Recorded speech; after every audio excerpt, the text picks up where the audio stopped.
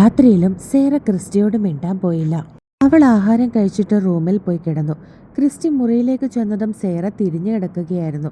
അവൾ പിണക്കത്തിൽ തന്നെയാണെന്ന് അവന് മനസ്സിലായി. അവൻ ചിരിച്ചുകൊണ്ട് ഡോർ ലോക്ക് ചെയ്തു. പിന്നെ ലൈറ്റ് അണച്ചിട്ട് അവളുടെ അടുത്തേക്ക് ചെന്ന് കിടന്നു. അവൾ തിരിഞ്ഞു കിടക്കുകയായിരുന്നു. അവൻ പുറകിൽ കൂടി ചെന്ന് അവളുടെ ഇടുപ്പിലൂടെ കൈ ചുറ്റി അവളുടെ കഴുത്തിലേക്ക് മുഖം ചേർത്തു. വേണ്ട, വീട്, എന്നോട് മിണ്ടണ്ട, അവൾ അവനെ തള്ളി മാറ്റിക്കൊണ്ട് പറഞ്ഞു. ഞാൻ മിണ്ടും, അവൻ പറഞ്ഞുകൊണ്ട് അവളുടെ കഴുത്തിലേക്ക് ചുണ്ടുകൾ ചേർത്തു. വേണ്ട, എന്നെ ഇഷ്ടമല്ലല്ലോ, എന്നോട് വെറുപ്പല്ലേ? അവൾ അവനെ തള്ളി മാറ്റി വീണ്ടും പറഞ്ഞു. അതെ, എനിക്ക് നിന്നോട് വെറുപ്പ് മാത്രമേ ഉള്ളൂ, എനിക്ക് ഒട്ടും ഇഷ്ടമല്ല നിന്നെ, അവൻ പറഞ്ഞുകൊണ്ട് അവളുടെ കവിളിൽ ചുംബിച്ചു. അവൻ ചുംബിച്ചതും അവൾ ദേഷ്യത്തോടെ അവൻ്റെ മുഖത്തേക്ക് തല ചരിച്ചു വെച്ചുകൊണ്ട് നോക്കി. എന്തിനാ പിന്നെ എന്നെ ഉമ്മ വെക്കുന്നത്? അവൾ തല ചരിച്ചു വെച്ചുകൊണ്ട് അവനെ നോക്കി ചോദിച്ചു. എനിക്ക് ഉമ്മ വെക്കാൻ തോന്നിയതുകൊണ്ട്, അവൻ പുഞ്ചിരിയോടെ പറഞ്ഞു. ഇഷ്ടമില്ലാതെ എന്തിനാ ഉമ്മ വെക്കുന്നേ? അവൾ വീണ്ടും ചോദിച്ചു. എനിക്ക് നിന്നെ ഉമ്മ വെക്കാൻ ഇഷ്ടമാ, അതുകൊണ്ട്. ഉമ്മ മാത്രമല്ല, മറ്റ് പലതും എനിക്കിഷ്ടമാ. അവൻ ചിരിച്ചുകൊണ്ട് അവളുടെ മാറിലേക്ക് നോക്കി. ഇച്ചായനെല്ലാം തമാശയല്ലേ? അത് ചോദിക്കുമ്പോൾ അവളുടെ കണ്ണുകൾ നിറഞ്ഞു. അങ്ങനെ എല്ലാം ഒന്നും തമാശയല്ല, തമാശയായിട്ടുള്ളത് മാത്രം തമാശയാണ്, അവൻ തിരികെ മറുപടി പറഞ്ഞു. പിന്നെ അവളുടെ ചുണ്ടിലൊന്ന് അമർത്തി ചുംബിച്ചു വിട്ടു. അവൻ അങ്ങനെ ചെയ്തതും അവൾ സംശയത്തോടെ അവൻ്റെ മുഖത്തേക്ക് നോക്കി. എന്താ? അവൾ നോക്കുന്നത് കണ്ടതും അവൻ വീണ്ടും ചോദിച്ചു. എനിക്ക് ഉറങ്ങണം, അവൾ ദേഷ്യത്തോടെ അവൻ്റെ മുഖത്തേക്ക് നോക്കി പറഞ്ഞു. അവൾ എന്തു പറഞ്ഞാലും അവന് തമാശയായിട്ടാണ് കേൾക്കുന്നതെന്ന് അവൾക്ക് തോന്നി. എന്താ നിന്റെ പ്രശ്നം? അവളുടെ വീർത്ത മുഖം കണ്ട് അവൻ വീണ്ടും ചോദിച്ചു.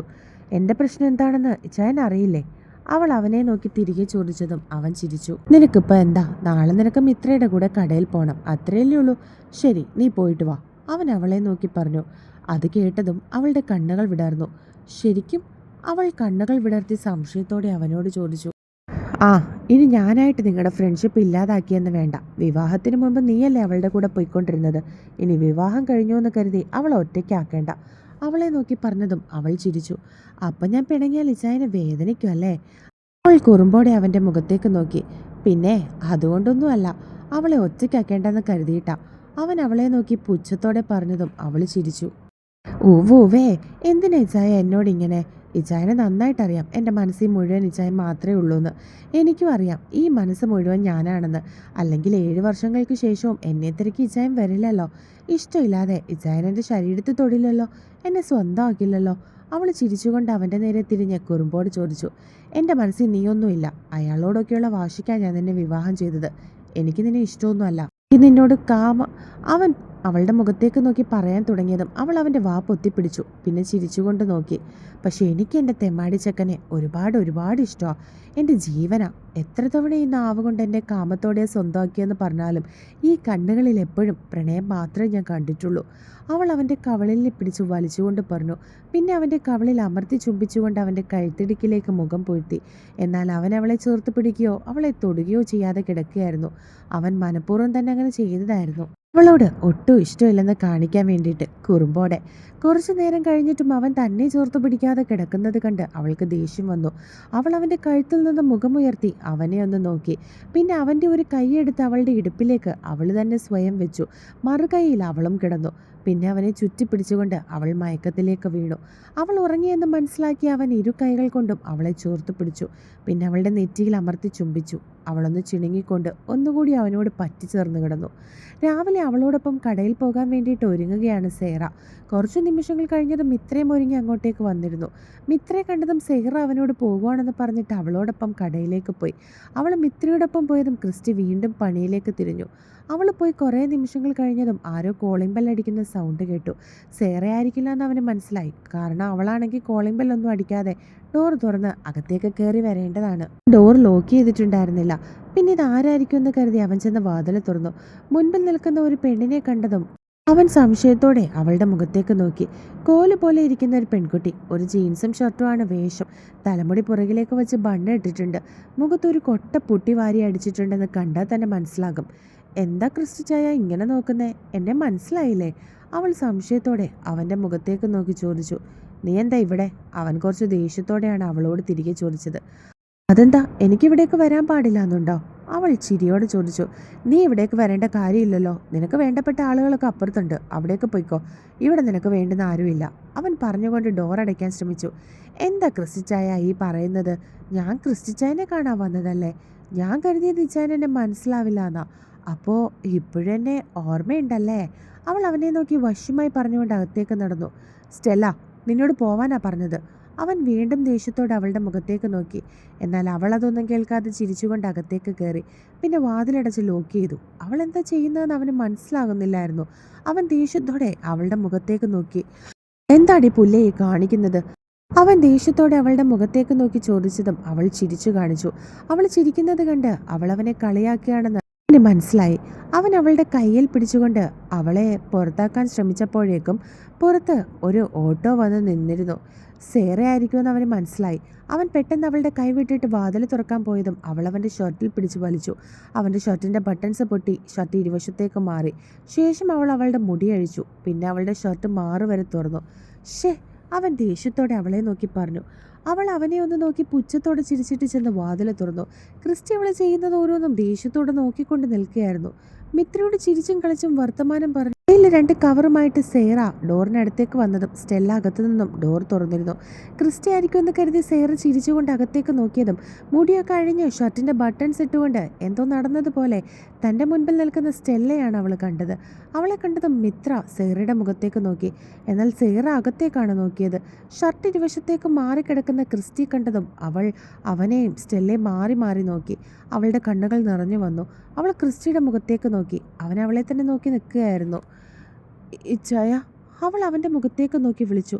സേറ. അവളുടെ കണ്ണുകൾ നിറയുന്നത് കണ്ടതും മിത്ര അവളുടെ കയ്യിൽ പിടിച്ചുകൊണ്ട് വിളിച്ചു. അവൾ മിത്രയുടെ കൈ വിട്ടിട്ട് അവൻ്റെ അടുത്തേക്ക് നടന്നു. ക്രിസ്റ്റി അവളെ തന്നെ നോക്കി നിൽക്കുകയായിരുന്നു. അവൾ തന്നെ സംശയിക്കുമോ എന്ന് അവന് ഭയം തോന്നി. ഇതിനാണോ ഇന്നലെ രാത്രി വരെ എന്നോട് പോകണ്ടെന്ന് പറഞ്ഞിട്ട് രാത്രി വന്ന് എന്നോട് പൊയ്ക്കോളാൻ പറഞ്ഞത്? അപ്പോൾ തീരുമാനിച്ചതാണോ ഇങ്ങനെ? അതുകൊണ്ടാണോ എന്നോട് പോകാൻ പറഞ്ഞേ? അല്ലാതെ ഞാൻ പിണങ്ങിയിരിക്കുന്നത് കണ്ടിട്ട് അല്ലായിരുന്നു അല്ലേ? അവൾ അവൻ്റെ മുഖത്തേക്ക് നോക്കി ദേഷ്യത്തോടെയും സങ്കടത്തോടെയും ചോദിച്ചു. സേറ. അവൾ പറയുന്നത് കേട്ട് അവൻ ദേഷ്യത്തോടെ വിളിച്ചു. മതി, വേണ്ട, എനിക്കെല്ലാം മനസ്സിലായി. ഇനി ഒന്നും പറയണ്ട. ഇങ്ങനെയൊക്കെ ഉണ്ടായിരുന്നെങ്കിൽ നേരത്തെ എന്നോട് പറഞ്ഞുകൂടായിരുന്നോ? എങ്കിൽ ഞാൻ ഒഴിഞ്ഞു തരായിരുന്നല്ലോ. എന്തിനാ വെറുതെ എൻ്റെ ജീവിതം നശിപ്പിച്ചത്? എന്തിനാ എന്നെ തിരക്കി വന്നേ? എന്നെ വിവാഹം കഴിച്ചത്, എന്നെ സ്വന്തമാക്കിയതൊക്കെ എന്തിനാ? അവൾ അവൻ്റെ മുഖത്തേക്ക് നോക്കി ചോദിച്ചു. സെറ, ഞാനൊന്നും ചെയ്തിട്ടില്ല. നീ വെറുതെ അറിയാത്ത കാര്യത്തിനെപ്പറ്റി സംസാരിക്കരുത്. അവൻ ദേഷ്യത്തോടെ അവളുടെ നേരെ കൈ ചൂണ്ടി. ഹോ, ഇപ്പം ഞാൻ പറഞ്ഞതാ കുറ്റം അല്ലേ? കാണിക്കുന്നതിന് കുഴപ്പമൊന്നുമില്ലല്ലോ. പറയ് അല്ലേ? പിന്നെ എന്താ ഇതൊക്കെ? ഞാൻ കണ്ടതൊക്കെ എന്താ? ഞാൻ പോയപ്പോൾ സ്റ്റെല്ല ചേച്ചിയെ വിളിച്ചു വരുത്തി എന്തിനാ? പറയാൻ. അവൾ അവൻ്റെ ഷർട്ടിൽ പിടിച്ച് ഒളിച്ചുകൊണ്ട് ചോദിച്ചു. അതൊക്കെ കണ്ട് ആസ്വദിച്ച് നിൽക്കുകയായിരുന്നു സ്റ്റെല്ല. മിത്ര ദേഷ്യത്തോടെ സ്റ്റെല്ലയുടെ മുഖത്തേക്ക് നോക്കി. മിത്ര നോക്കുന്നത് കണ്ട് അവൾ എന്തോ നേടിയതുപോലെ മിത്രയെ നോക്കി പുച്ഛിച്ച് ചിരിച്ചു. സെറ, എനിക്ക് ദേഷ്യം വരുന്നുണ്ട്. എൻ്റെ കയ്യിൽ നിന്ന് നീ വാങ്ങരുത്. ഞാൻ എന്തുണ്ടാക്കാനാടി ഈ മൈനെ വിളിച്ച് അകത്തേക്ക് കയറ്റുന്നത്? അവൻ ദേഷ്യത്തോട് ചോദിച്ചു. എന്തിനാണെന്ന് ഞാൻ കണ്ടല്ലോ. ഇതിൽ കൂടുതൽ ഇനി എന്ത് കാണാനാ? ഇനി ഇച്ചായൻ എന്നെ തല്ലാനും കൊല്ലാനും ഒക്കെ തോന്നും. ഇനി തോന്നിയില്ലെങ്കിലേ അതിശയുള്ളൂ. അവൾ പുച്ഛത്തോടെ പറഞ്ഞു. സ്റ്റെല്ല, പറയടി, എന്താടി നടന്നത്? ഞാൻ നിന്നെ എന്തേലും ചെയ്തോ? പറയടി പുല്ലേ, ഞാൻ നിന്നെ എന്തേലും ചെയ്തോന്ന്? എന്തായിരുന്നടി നിന്റെ ഉദ്ദേശം? ആര് പറഞ്ഞിട്ടാടി നീ ഇങ്ങനെയൊക്കെ ചെയ്തത്? ഏറെ മാറ്റി നിർത്തി അവൻ സ്റ്റെല്ലയുടെ അടുത്തേക്ക് ചെന്ന് ചോദിച്ചു. എന്താ ക്രിസ്റ്റിച്ചായ ഇങ്ങനെയൊക്കെ പറയുന്നേ? എനിക്കെന്ത് ഉദ്ദേശം? ഇച്ചായൻ മറന്നു എല്ലാം. ഇച്ചായനല്ലേ പറഞ്ഞത് ഇവള് വരുന്നതിന് മുൻപ് തിരികെ പോകണം, അപ്പോൾ പെട്ടെന്ന് വരണേന്ന്. പക്ഷേ നമ്മൾ ടൈം പോയത് അറിഞ്ഞില്ല. അവൾ നാണത്തോടെ അവനെ നോക്കി പറഞ്ഞതും അവൻ്റെ കരങ്ങൾ അവളുടെ നേരെ ഉയർന്നു. കള്ളം പറയുന്നോടി മോളെ. നിന്റെ ഇപ്പോഴത്തെ നാവ് കൊണ്ട് എന്തേലും ഇനി പറഞ്ഞ കൊന്നു കളയുന്നിനെ. അറിയാലോ, എനിക്ക് ഒന്നുകൂടി ജയിലിൽ പോകാൻ ഒരു മടിയില്ല. ദേഷ്യത്തോടെ പറഞ്ഞു. അവൾ കവളിൽ കൈവച്ചുകൊണ്ട് അവനെ നോക്കി. മതി ഇച്ചായ, നിങ്ങൾ രണ്ടുപേരും കൂടി നാടകം കളിക്കുന്നത്. ആരെ ബോധിപ്പിക്കാനാ ഈ നാടകം? എന്നെയോ? എന്നെ ഇനി നിങ്ങൾ രണ്ടും കൂടി നാടകം കളിച്ചൊന്നും ബോധിപ്പിച്ചു തരേണ്ട കാര്യമില്ല. ഞാൻ കണ്ടതിലും വലുതൊന്നും അല്ലല്ലോ നിങ്ങൾ പറയുന്ന സത്യം. സേറ ദേഷ്യത്തോടെ അവൻ്റെ മുഖത്തേക്ക് നോക്കി ചോദിച്ചു. എന്താടി പുല്ലേ നീ കണ്ട സത്യം? ഞാൻ ഇവളുടെ കൂടെ കിടക്കുന്നത് നീ കണ്ടോ? പറയടി, കണ്ടോ നീ? അവൻ അവളുടെ അടുത്തേക്ക് ചെന്ന് അവളുടെ കയ്യിൽ പിടിച്ച് അവൻ്റെ അടുത്തേക്ക് അടുപ്പിച്ചുകൊണ്ട് ചോദിച്ചു. അവൾ ഒന്നും മിണ്ടാതെ അവൻ്റെ മുഖത്തേക്ക് നോക്കി. എനിക്ക് ഇവളെ കൂടെ കിടത്തേണ്ട കാര്യമില്ല. ഇവളെ എന്നല്ല, എനിക്കങ്ങനെ ഇതുവരെ നിന്റെ അല്ലാതെ ഒരുത്തികളുടെ കൂടെയും കിടക്കേണ്ട ഗതികേട് ഉണ്ടായിട്ടില്ല. ഞാൻ പ്രണയിച്ചതും കാമിച്ചതും കൂടെ കിടത്തിയതും ഒക്കെ നിന്നെയാ. അവൻ ദേഷ്യത്തോടെ അവളുടെ മുഖത്തേക്ക് നോക്കി പറഞ്ഞു. ഇച്ചായൻ എപ്പോഴാണ് എന്നെ പ്രണയിച്ചത്? പറ. ഇച്ചായൻ എന്നോട് കാമം മാത്രമല്ലേ? അല്ലാതെ പ്രണയമൊന്നുമില്ലല്ലോ. എത്ര തവണ ഇച്ചാൻ എന്നോട് പറഞ്ഞിട്ടുണ്ട് ഈ വാക്കുകൾ? ഇല്ലേ? പറഞ്ഞിട്ടില്ലേ? ഇപ്പം എന്നിട്ട് എന്നെ ബോധിപ്പിക്കാൻ പറയാണോ ഇങ്ങനെ? എന്നെ വിശ്വസിപ്പിക്കാൻ?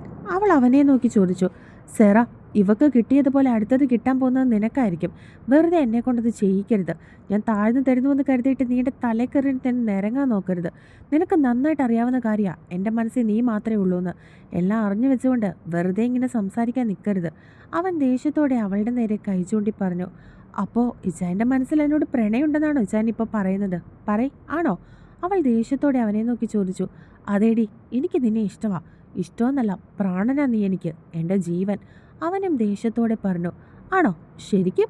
അവളുടെ ദേഷ്യം നിറഞ്ഞ ഭാവം മാറി പെട്ടെന്ന് ചിരിച്ചുകൊണ്ട് അവൻ്റെ മുഖത്തേക്ക് നോക്കി ചോദിച്ചതും അവൻ സംശയത്തോടെ അവളെ നോക്കി. മിത്രയും സ്റ്റെല്ലയും ഞെട്ടി അവളെ നോക്കുകയായിരുന്നു.